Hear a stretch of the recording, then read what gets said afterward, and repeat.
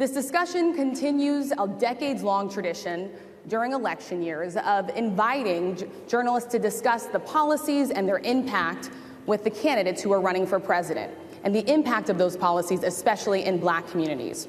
Former Presidents George W. Bush, Barack Obama, and Bill Clinton have attended the NABJ conventions either as presidents or as presidential candidates in past years.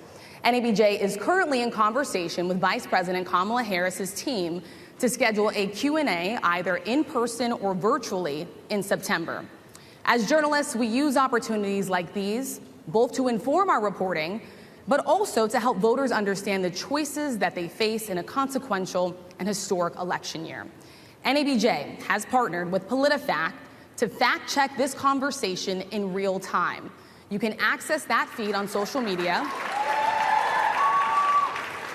using the hashtag NABJFactCheck. Again, the hashtag is NABJFactCheck. We have a lot to get to, and we do not want to waste any time, so let's bring out the former President of the United States, the Republican nominee for president, former President Donald Trump.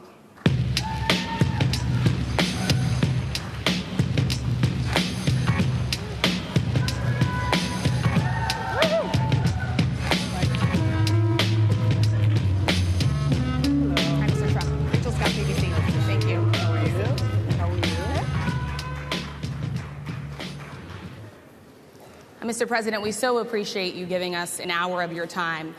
I want to start by addressing the elephant in the room, sir. A lot of people did not think it was appropriate for you to be here today. You have pushed false claims about some of your rivals, from Nikki Haley to former President Barack Obama, saying that they were not born in the United States, which is not true.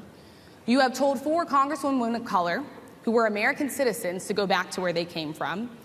You have used words like animal and rabid to describe Black district attorneys. You've attacked Black journalists, calling them a loser, saying the questions that they ask are, quote, stupid and racist.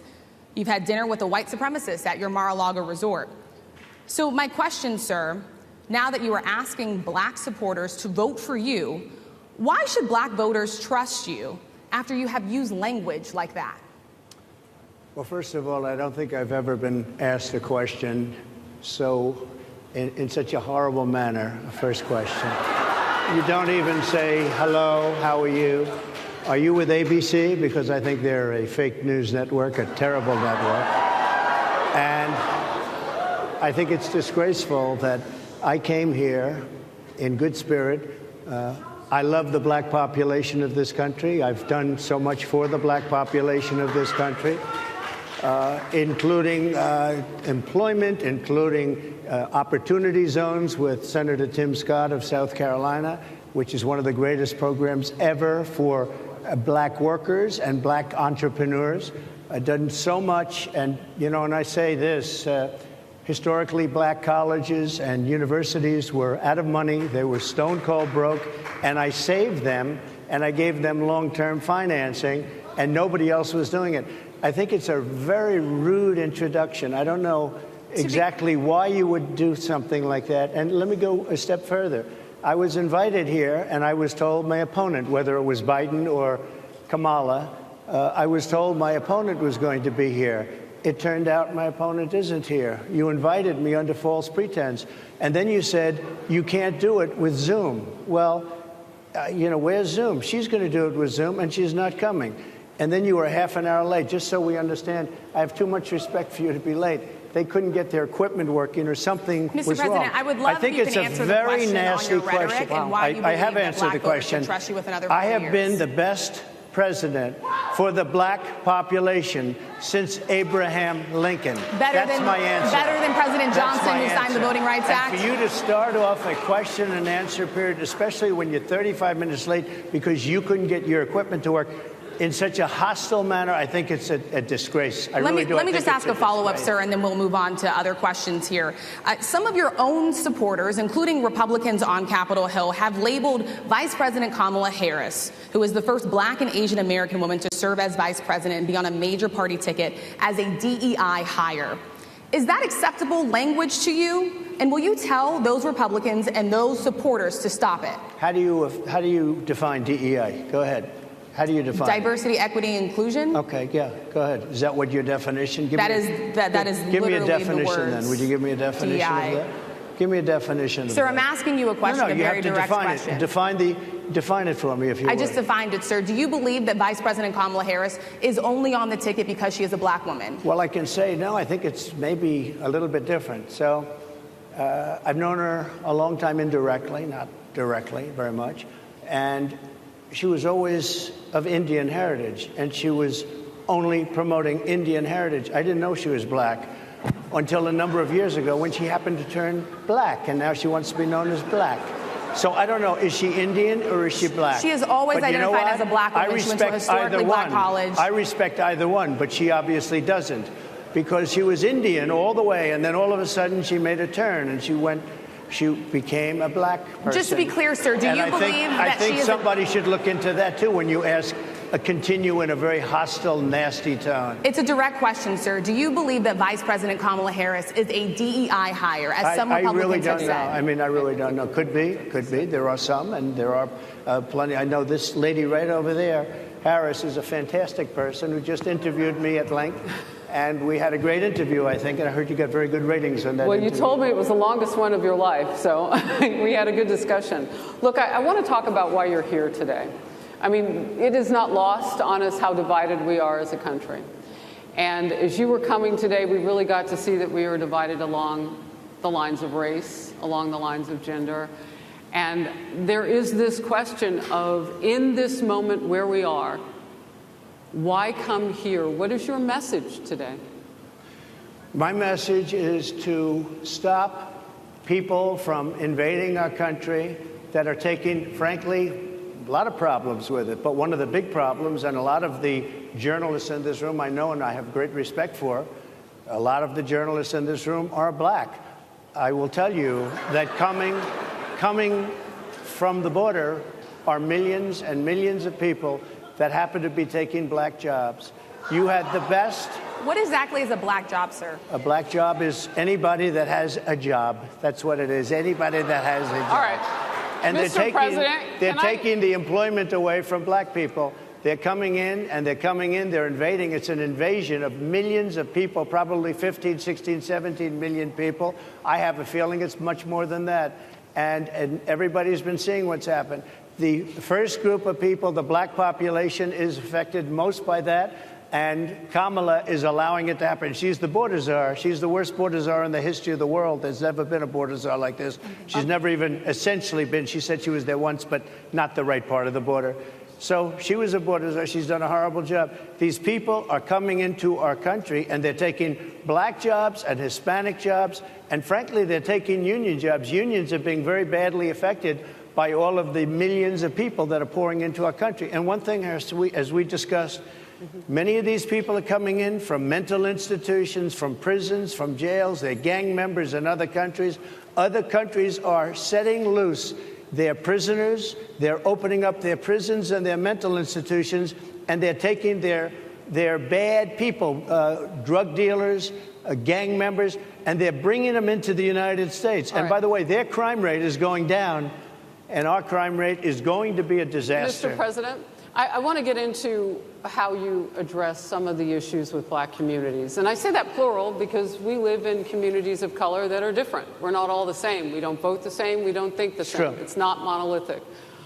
So as you come here today, I want to talk about something that bursts. And this is the weight of the inflation on this country right now. The nonprofit Money Management International recently released data from its mid-year analysis that we have found a 52% rise in people who are seeking counseling for being in credit debt. They're paying for food that is sky high on their credit cards, and now they can't pay that off. The credit counseling nonprofit MMI, as I said, is saying now that they've seen surges that they haven't seen since we were in a pandemic of people in financial trouble.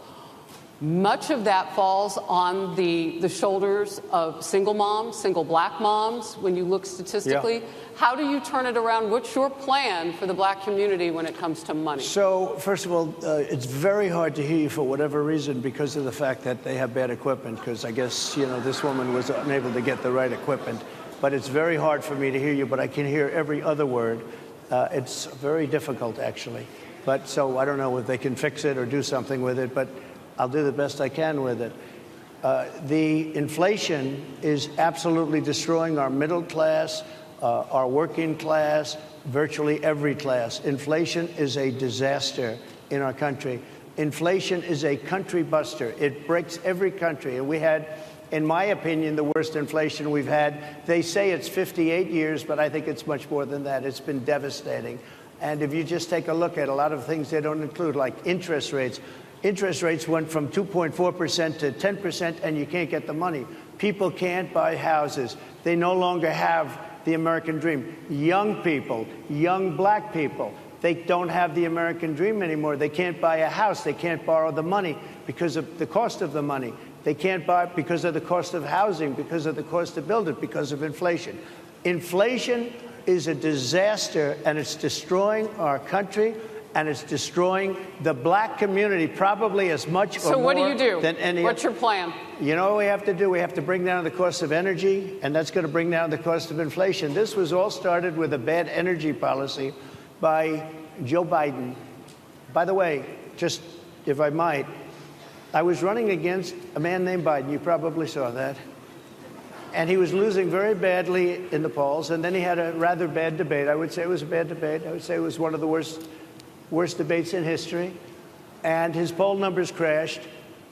And instead of saying, you know, let's keep going and maybe something happens the other way, they said, oh, we're going to replace him. Let's just replace him. That's like you're in a fight, a prize fighter's in a fight. He's not doing well. You say, let's bring in another fighter. So our whole campaign was steered toward him, and now we have to steer toward him. But ultimately, it's the same because they have bad policy. They have policies of open borders, unbelievable open borders, horrible energy policies. They want to get rid of, as you say, gasoline in cars. They want to get rid of oil. They want to get rid of efficient heating. Mr. President. Environmentally, what they're doing is killing our country. They're absolutely destroying our country. But the inflation is the thing that's hurting the black worker, the black population, and every other population within our country. Inflation is the worst it's been, I think, in over 100 years. And they'll fact check it. They'll say it's only 58. Whatever it may be, they don't add all the numbers. They don't add the really bad numbers, and you can check that too. But inflation, Harris, is absolutely destroying this country and the people in our country. Yes, Mr. ma'am. President, can I ask you another question Yes, that is also impacting black Americans? And that's very clear now. Good. I'm sorry? It's very clear. I hear you. Okay. So Sonia Massey, someone from Illinois, an unarmed black woman, was shot the other day in her home by a deputy sheriff. The deputy has since been charged with murder. You've said police would get immunity from prosecution if you win. Why should someone like that officer have immunity, in your opinion? Immunity? Immunity. I don't know the exact case, but I saw something, and it didn't look good to me. It didn't look good to me. Are you talking with the water, right? Yeah, well, police unions are not backing this person either. Okay. But again, why would... They're going to be charging the officer. I guess they're charging the officer. So why should he receive immunity? Well, he might not. I mean, it depends. It depends on what happens. I'm talking about people that are much different cases than that. We need people to protect ourselves. And by the way, in Chicago, as an example, a few weeks ago, July 4th weekend, they had 117 shootings and 17 deaths. Nobody wants that. Nobody wants that. We need to have our police officers have the respect and dignity back. In this particular case, I saw something that didn't look good to me. I didn't like it. I didn't like it at all. So can you get a little more specific back to the immunity question? Who would make those distinctions? Well, right now, for the most part, people are protected by their unions, by their police unions, or by their police departments. But I'm saying if I felt, or if a group of people would feel that somebody was being unfairly prosecuted because the person did a good job maybe with crime, or made a mistake, an innocent mistake. There's a big difference between being a bad person and making an innocent mistake. But if somebody made an innocent mistake, I would want to help that person. What would those exceptions be? What would determine You an go innocent after mistake? somebody, and it's a very close call, and it's very dangerous. And, you know, they have the policeman's life and woman is a very difficult thing, because sometimes you have less than a second to make a, you know, life and death decision. And sometimes very bad decisions are made. They're not made from an evil standpoint, but they're made from the standpoint of they made a mistake. So I want to follow up really quickly. You know, I find it interesting because you do talk about reining in prosecutors, especially when it comes to prosecutors that are prosecuting you. Why doesn't that skepticism apply to law enforcement? Well, I've been prosecuted because I'm a political opponent of two people that have weaponized our justice system. I've been prosecuted. I just won the big case in Florida. Everyone said that was the biggest case. That was the most difficult case. And I just won it. Now, Biden has a similar case, except much worse. I was protected under the Presidential Records Act. Biden wasn't, because he wasn't president at the time. And he had 50 years worth of documents. And they ruled that he was incompetent, and therefore he shouldn't stand trial. And I said, isn't that something? He's incompetent, and he can't stand trial. And yet, he can be president. Isn't that nice? Mr. President, but they released him on the basis that he was incompetent. They said he had no memory, and he was a nice old guy, but he had no memory, and therefore we're not going to prosecute him.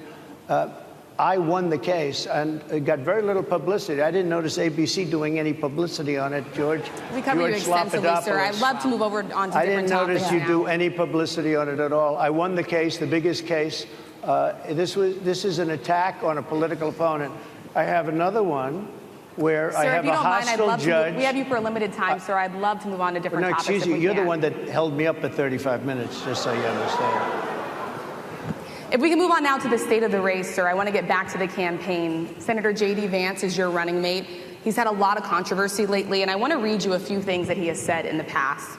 He said the Democrats running the country are a bunch of childless cat ladies who are miserable at their own lives and the choices they've made, and so they want to make the rest of the country miserable too. He's not talking here about how great it is to be a parent. He's attacking what he says are the choices people are making to not have children. Did you know that he had these views about people who do not have children before you picked him to be your running mate, and do you agree with him? No, I know this. He is very family-oriented, and he thinks family is a great thing. That doesn't mean he thinks that if you don't have a family, it's not. I know people with families. I know people with great families. I know people with very troubled families. And I also know people with no families. They didn't meet the right person. Things happen. You go through life, you don't meet the right person. But he's not just talking about families here. He also says that people that don't have children should get less votes than those that do. I'm just speaking for myself. Is that your campaign I think position? I'm speaking for him, too.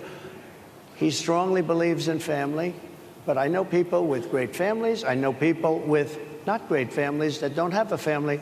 And the people without the family are far better. They're superior in many cases, okay? He's not saying they're not.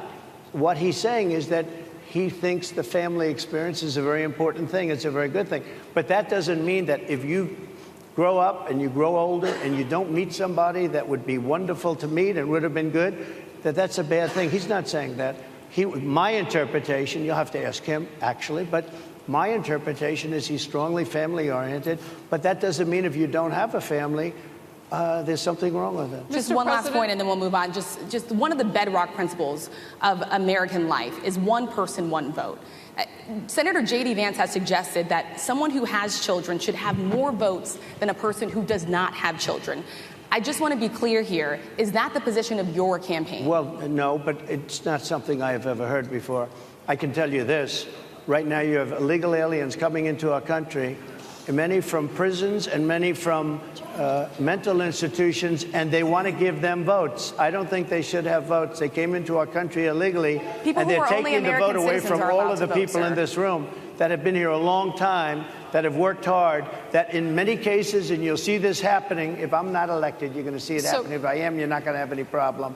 But you're going to see it happening a long time. You're going to see the people in this room and people outside of this room are going to be losing their jobs to people that have come into this country illegally. Mr. President, can we stay with just kind of the state of the race right now? Because I felt like that vice president question, candidate question was right in there with that. So let's talk about J.D. Vance for a little bit. He's had some stumbles out of the gate. I don't know if you're hearing what we hear as reporters, but it's been a tough couple of weeks for him. Why did you choose J.D. Vance? Why did you choose him? And I'm having a hard time hearing, too. I know everybody out there can, but it's hard to hear. I'll tell you why. I chose him because he's a very strong believer in work and the working man and woman, and especially the working man and woman who have been treated very unfairly, because you have many of them in this room. But you have many of those people, they were treated very unfairly. They worked very hard and they were treated unfairly. He wrote the book that became a bestseller. The movie became a smash hit. He's a very smart guy without the benefit of having a family that has contacts, like a father that was well connected. He got into Yale Law School. He graduated in 2 years from Ohio State, summa cum laude. I mean, you take a look at, his career has been an amazing career. He started off at a level with a difficult family situation, very difficult with the mother and the father and everything else. He ends up going to Yale Law School and was one of the top students, became the head of the Law Journal. I mean, it's an amazing thing. He's a 4-year, he was in the military with great distinction for 4 years, got out, went into business, became successful in business, very successful in business, actually, did public offerings and other things. And I have to believe in that. I mean, he's somebody that was born in a rough situation. Most of the people know that situation because it was very well documented in his book. And I have a lot of respect for somebody that can get into Yale and become one of the best students in Yale, that meets a young woman at Yale who was also outstanding, and they get married, they have a beautiful family. But he had he's made himself an amazing life. He then goes to Ohio, lives in Ohio, and he had my endorsement. That helped. But he wins the Senate. He becomes a United States Senator. So he's a United States Senator. And so, Harris, like I respect you for your success, I respect people for their success. The reason I asked the question is because the last time you and I sat and talked was the day that you were shot. We'd been together for much of that day. You left to go to Butler, Pennsylvania, and we didn't know what was next. Yeah. And 2 days after that... I cannot understand. Your microphone I know, is so it is really hard for me to understand it's you, just, too. I can understand you perfectly. Because she's closer. I can understand you. I'm happy to hear that, sir. But I can't really understand, Harris. I have a few more questions. Because of the distance, and the mics are really in lousy shape, but I cannot understand Are you asking a question? what you're saying. So what I wanted to say was the last time we spoke, you said some words that were prophetic because I asked you who you wanted to choose for vice president. Yeah. And you said normally it really wouldn't matter what they would bring. You choose somebody that you think has a future, that sort of thing. But you said these words 3.5 hours before an attempted assassination on your life. You told me that bad things happen, Harris. And that's why this decision is important this time. Bad things happen. You said it twice. When you look at J.D. Vance, is he ready on day one? Does he what? Ready on day one, if he has to be. I've always had great respect for him, and for the other candidates, too. But I will say this, and I think this is well documented. Historically, the vice president, in terms of the election, does not have any impact. I mean, virtually no impact. You have 2 or 3 days where there's a lot of commotion as to who, like you're having it on the Democrat side, who it's going to be. And then that dies down, and it's all about the presidential pick. Virtually never has it mattered. Maybe Lyndon Johnson mattered for different reasons than what we're talking about, not for vote reasons, but for political reasons, other political reasons. But historically, the choice of a vice president makes no difference. You're voting for the president, and you can have a vice president who's outstanding in every way, and I think J.D. is. I think that all of them would have been. But you're not voting that way. You're voting for the president. You're voting for me. If you like me, I'm going to win. If you don't like me, I'm not going to win. I'm going to get my J.D. Vance question in. J.D. Vance? I'm going to get my J.D. Vance question in. To your point and to Rachel's point, he, has a lot of opinions about childless women like myself or divorced people like yourself. Do you think, I mean, my point but at is least here. it was said in a friendly manner. My point is, do you think the Republican Party is getting a little bit too judgy about people's lives when you think about abortion or when you think about what J.D. Vance is saying? I don't think, look, I think that the Democrat Party is really the one that has the problem. I think they're radical on abortion because they're allowing abortion in the 9th month. They're allowing the But death. I think it's they're about allowing freedom, the death right? of a baby after the baby is born, based on Sir, the that governor is of illegal Virginia. in every state in the That's- country. Based on the governor of Virginia, Executing a they're baby in allowing the every death state of in the the country baby is illegal. after it's born. It's a They're allowing crime. abortions in the 8th and 9th month. Well, of Democrats pregnancy. have denied I think they're right. that. And I That's the think the thing. Republican Party is actually much less. I think I've made them much less radical, perhaps. But the Republican Party, what we're doing is bringing it back to the states where everybody wanted it. Democrats, Republicans, liberals, conservatives, everybody wanted abortion brought back. They didn't want Roe v. Wade in the federal government. They wanted it. Everybody But the wanted majority it of back. Americans oppose Excuse Roe me. v. Wade being They- overturned. They Multiple don't know polls have about showed that, this. sir. Right now, they're voting. It brought it back to the states. Now, I happen to believe in the 3 exceptions. Ronald Reagan believed with rape, incest, life of the mother. I do. I think most people do. I think most Republicans do also. But if you take a look, right now they're doing, it's an amazing thing, out of the federal government, it's in states, and people are voting. And I will say, Ohio is, let's call it a more liberal version, has been approved. Kansas, the same thing, a little bit surprising to a lot of people. But the people are now voting. And it's taking this issue that's been going on for 52 years and has torn our country apart, and it's giving it to the people to vote on. And they're voting. And many states have already voted. Others are in the process of voting. And it's bringing it back to the people and a vote of the people. And it's not at all radical. And again, you have to follow your heart. I happen to believe in the 3 exceptions. Most people believe in the 3 exceptions. Most Republicans believe in the exceptions.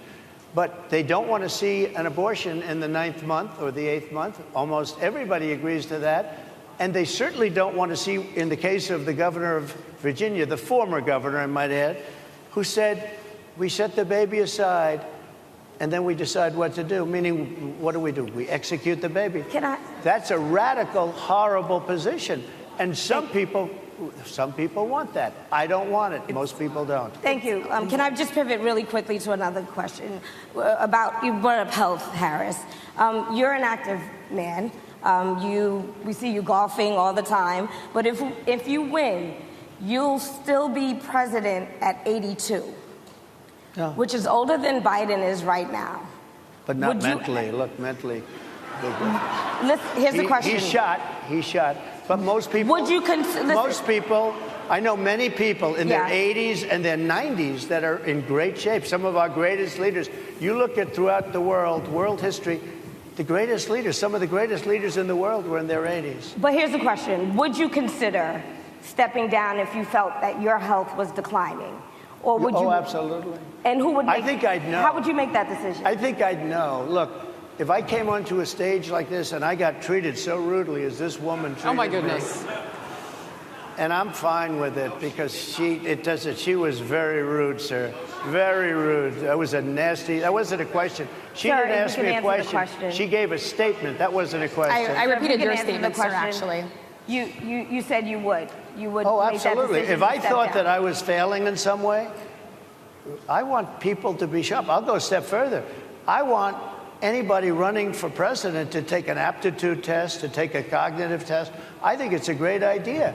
And I took 2 of them and I aced them. Well, can got I them. just- I took 2 of them. But let me ask you. Yeah. I would like to have people running for president, and I don't mean because they're 75 or 85. I think anybody running, I'd like to do it. People say it's not constitutional. I would like to have something passed where you can do it. I think we should know. I mean, I've watched what's happened in the last couple of years under this gentleman, and our country is a mess. We have inflation. We have the millions of people falling in. We have Afghanistan, which was the worst, most embarrassing moment in the history of our country. What he has done to our country, and her too, what they've done to our country. She has been a horrible vice president. She's considered the worst vice president in the history of our country. Don't mean to President- interrupt you, but would you consider taking the cognitive test Mr. President, I would love to and do make it. it public? Well, I've already taken 2 of them, but I'll do it again. Mr. I President, suggested, how do you While you're intend to... I suggested, Harris, that let's take one. I said, Joe and I will go and take a cognitive test. Now, I'd do it with her, too. I would do it with her also. You know what?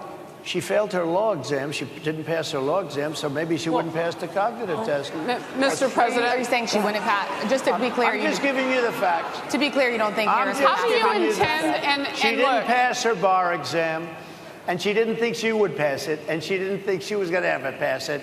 And I don't know what happened. Maybe she passed it. I She guess did pass it. There's a She man did- over she here. did I in think fact he pass it. must work for Mr. her. President, I would love to ask you about January 6th. You've called yourself the candidate of law and order. Yeah. When Time Magazine asked you if you would consider pardoning all the rioters, you said, yes, absolutely. Sure. You called them patriots. 140 police officers were assaulted that day. Their injuries included broken bones, at least one officer lost an eye, one had 2 cracked ribs, 2 smashed spinal discs, another had a stroke. Were the people who assaulted those 140 officers, including those I just mentioned, patriots who deserve pardons? Well, let me bring it back to modern day. Like about 5 days ago, we had an attack on the Capitol, a horrible attack on the Capitol. You saw the people that were protesting and spraying these incredible monuments, bells, lions, all these magnificent limestone and granite with red paint, red spray paint that will never actually come off, especially in the limestone. It will never, I'm a builder, I know about this stuff. It'll never, you'll see it in 100 years from now. They viciously attacked our government. They fought with police. They fought with them much more openly than I saw on January 6th. What's going to happen to those people? What's going to happen to the people in Portland that destroyed But sir, my that question city? is on those. What's going to happen to my the question people is that on tried those to burn rioters down- who assaulted Excuse me. officers. You have to Would ask, you pardon what's those going to people? happen? Oh, absolutely, I would. You If would they're pardon innocent, those- If they're innocent, I would pardon them. They've been convicted. And by the way, the Supreme Court just well, they were convicted by a very tough system. How come the people that tried to burn down Minneapolis, how come the people that took over a large percentage of Seattle, how come nothing happened to them? How come the But people sir, we're that, talking about how people come that the were people- seen no, beating We're officers talking with about federal flagpoles, buildings. dragging them down the stairs. They're on video. Have you seen that Really? video, Oh, sir? really? Well, they you would shot- pardon those. You would pardon those rioters? They shot a young lady in the face who was protesting. They shot her in the face. You know, nobody died that day. You do know that. But people died in Seattle. Nobody died, but people died in 140 Minneapolis. officers Do you know were people died in assaulted that Minneapolis? day. And nothing happens, and nobody ever talks, and nothing happens to those people. But you went after the J6 people with a vengeance. And I'll tell you what about the cops that were, and I'm all for the police, as you know, but what about the police that are ushering everybody into the Capitol? Go in, go in, go in. What about that? Look, No one. Was nothing sent is to Capitol. nothing is perfect in life, but you have people from Minneapolis. You have people just from 5 days ago in Washington, D.C. They were having fistfights and fighting with the police. They were spraying and destroying. They were desecrating our monuments in Washington, D.C. 5 days ago, and nothing happened to them. And you can't have 2 systems of justice. That's why they went after me as a political opponent, because they felt they couldn't win without doing that. And we're going to win our cases, and we're going to be vindicated. But I have to spend a lot of time on that and money. That's what they want. After the election, they won't care. Although in my case, I think they probably will, because the hatred is pretty deep. But I'll tell you, they went after me as a political opponent. That's never happened in our country before, and it sets a terrible, terrible precedent. what do you do on day one if you win? What's your first thing? What do? I close the border. And I do 2 things, because I can do a lot of things simultaneously. I close the border. We don't want people coming in. We want people to come in, Harris, but they have to be vetted. They have to be checked. They have to come in legally. We want Legal, people. I want yeah. people to come into our country, but they have to be vetted. They have to be checked. So when you say, what do? That, and I drill, baby, drill. I bring energy way down. I bring interest rates down. I bring inflation way down, so people can buy bacon again, so people can buy a ham sandwich again, so that people can go to a restaurant and afford it. because right now people can't buy food. Your grocery bills are up 40, 50, 60%, right? She's agreeing to me. Oh, she's agreeing. Thank you. I like you very much. Mr. President, I think we are. But it's true. Your grocery bills are up. And then they're mandating that you buy an all-electric car. You know, Elon Musk endorsed me, and he's a friend of mine. He's a good guy. He's a smart guy. But I'm against everybody having an electric car, okay? I'm very much against that. You have to be able to, if you want a hybrid or if you want a gasoline-propelled car. But, you know, we have more liquid gold, gasoline, oil, under our feet than any other country, more than Saudi Arabia, more than Russia, more than any other country. I want to use it. I want to use what we have. I want to bring down prices, bring down costs, and I also have to stop the invasion. And remember, they're taking your jobs. These people coming in are taking your jobs. Project Mr. President, 2025. I think we have to leave it there by the Trump team. All right. So leave it. That is the last word. Thank you so much, Mr. Trump, for coming today and joining us. Well, thank you very much. They've been telling us. Thank you. Thank you, everybody, very much. Great honor. Thank you, Mr. President.